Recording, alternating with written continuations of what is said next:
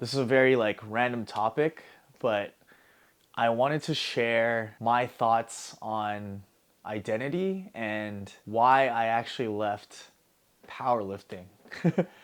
So, all my friends know me as a long time ago as a powerlifter, which I don't know what really defines powerlifter. I could probably look it up and then place it right here or something, but a powerlifter is someone who you could say competes in the sport of powerlifting, and they do barbell movements, the bench, the squat, and the deadlift.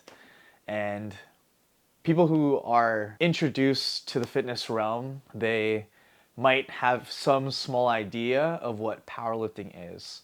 I know some people get confused because there's also Olympic weightlifting, but that's, if you've ever watched the Olympics, that's doing the movements called the snatch, the clean and jerk, and that's completely different from what powerlifting is. So back to the topic I wanted to talk about, which is why I left powerlifting. So I will be honest, when I first started powerlifting in 2015, I was trying to fit in, and I think this is for anyone really in any kind of realm of figuring out who you are with your identity and finding your community, right? So for me, I think I was just oh, I really want to get strong. I'm just getting into fitness. I think it's cool to want to be strong and look strong, right? So I felt that, and this is gonna show my age, but I felt that I was in that first part of powerlifting when it had its first social media boom, you know? It's now 2023, right? And I think in the past 3 years, powerlifting or fitness in general has had an even more exponential boom, but I was there when it was first happening, which sounds kind of gross, but I really was. And in truth, it's interesting because to this day, I still have some of my very, very closest friends who I cherish very dearly, I made through powerlifting. And that's almost, what, fucking 7, 8 years now. And it's cool because I think the coolest thing about powerlifting is, and was for me, is that everyone has a shared goal and you're all working towards that shared goal. And it's even though it's powerlifting competition, right? And there are people who are extremely at that competitive level, you're still, I'm just here because I'm trying to be strong and you're trying to be strong too. And I can cheer you on my side because I'm not lifting the weight for you. You're lifting that weight for yourself, right? And I really admired all of the energy that was at powerlifting meets, because you're just lifting some heavy shit and the other person is lifting heavy shit on the platform and you're just there yo, let's go, cheering them on. And that's great. Who doesn't want to have that experience where everyone's cheering you on for something that you worked really hard for to do? I've done 7 competitions, I think, but I've also coached many athletes to doing their first powerlifting meets, and it was a blast. There are also the struggles of it where sometimes they didn't hit the weight that they wanted to, but I tried to coach a mentality of you're still just having fun.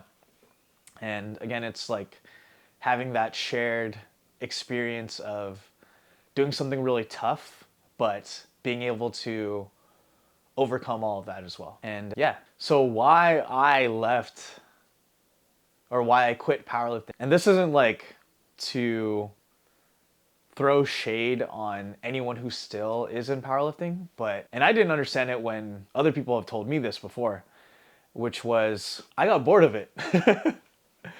Just being real. And I was really into powerlifting, and a buddy of mine who was my coach, one day he was like, powerlifting's fucking boring, and I was just whoa, hey, why the fuck would you say that? That's kind of mean.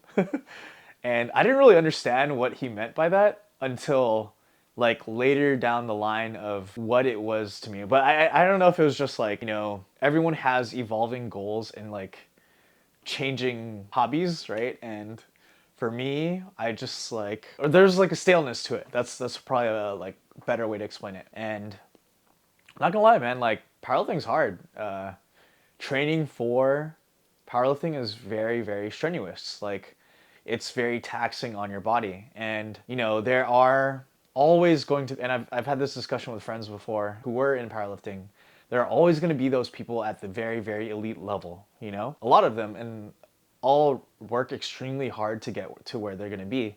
But at that very, very elite level, only some of them are going to like excel forever, you know? It's just really taxing on your body. The more, this is like a science thing, but the more advanced you are in any kind of, whether it's like bodybuilding and powerlifting, for that kind of training or for resistance training, the longer it takes for your body to recover from those sessions. So if someone's like further down the line, and the best way to explain this is like, okay, when someone first starts lifting, and let's just say they're benching 100 pounds, right? For them to recover from that 100 pounds of work is going to be really short versus a person who has to lift 300 to 400 pounds all the time, you know? So getting to that point can be like really, really taxing, right? And it's stressful. I had a decent deadlift, you know, and like I was lifting pretty heavy. My bench and squat were not that great, but but yeah, like someone could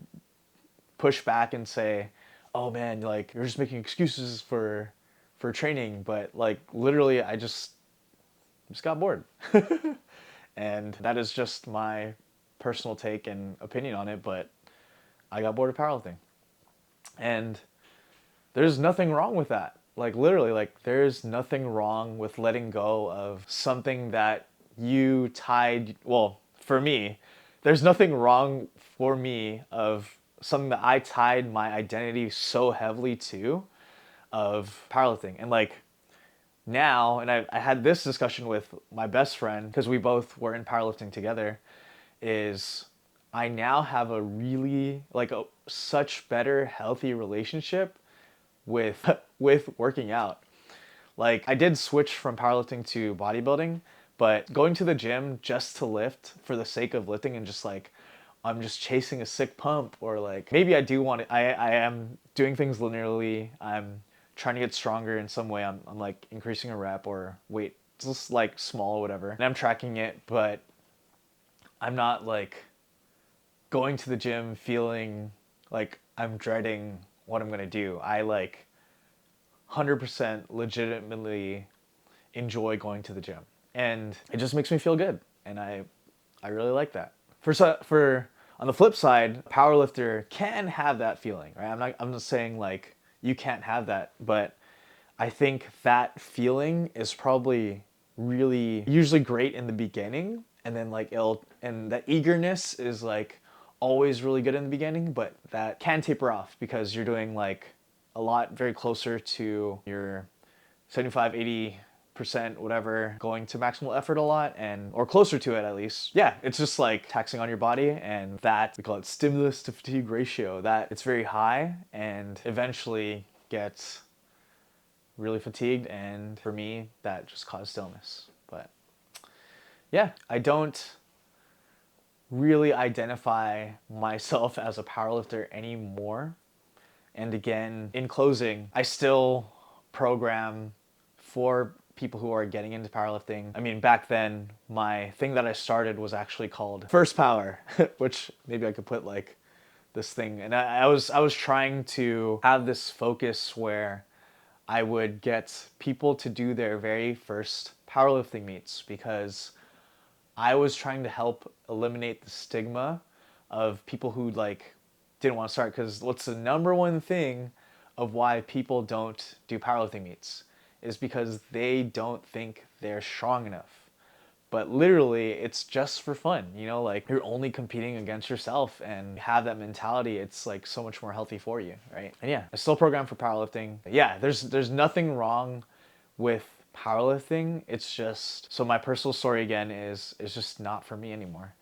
And I'm grateful for all of the people, or all of the friends that I've made through it, and I learned a lot. I've gotten a lot of growth through that experience and that community, but it is literally just not for me anymore. I think identity is like, people find their identity through joining communities. And I used to identify with myself as a person who's like, as a powerlifter, but now I identify more as a person who's just like, just trying to be better, you know, and working on getting stronger, not just physically, but also mentally and spiritually. And I think that is a lot healthier than I feel maybe myself personally I approached